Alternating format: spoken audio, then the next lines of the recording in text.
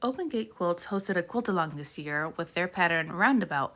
And when I took a look at this pattern, I went with these wintry fabrics. I think the little snowflakes are going to accent it really well. This is from Maywood Studio from their line called Paper Flurries. This pattern requires 20 fat quarters, so I went ahead and purchased the fat quarter bundle, which gave me 11 fat quarters, and then I just supplemented in some additional yardage. I used a Kona solid in navy and in white to complement the colors in the fabric.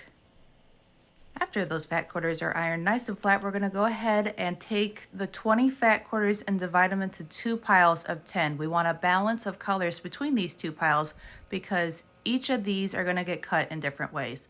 We're going to go ahead and start with two fat quarters and work on these in pairs. They get cut into various borders and squares and then that base piece. I will say that this is very forgiving because I had a fat quarter that was cut short and I still was able to make it work. So when cutting these fat quarters, we have some bigger cuts and I use my ruler on the measured side rather than just using the mat to measure out where we need to cut. It makes it a little cleaner and more accurate. We're going to take 4 squares and put them on the larger square, draw a line from corner to corner, and then sew directly on that line.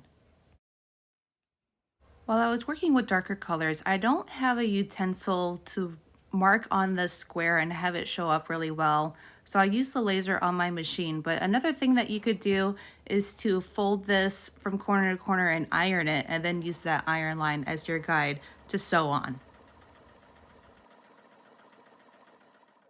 Next, the corners get cut off from a 1/4 inch from that seam line, and then they're ironed back.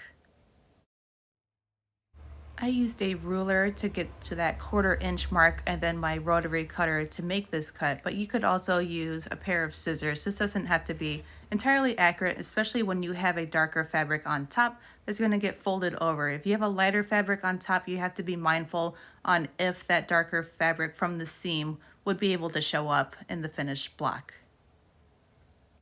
Now it's more easy sewing. We're going to attach some border pieces onto that base block, and then it's going to get pretty fun. Monique has a unique way to cut off the corners. She gives you the measurements, and then you take your squares that have been cut on the diagonal and attach those to the corners, and then you square up from there, and that block is done. So you do that for all of your fat quarters, and this is my finished result. This is how my quilt top came out. Let me know what you think.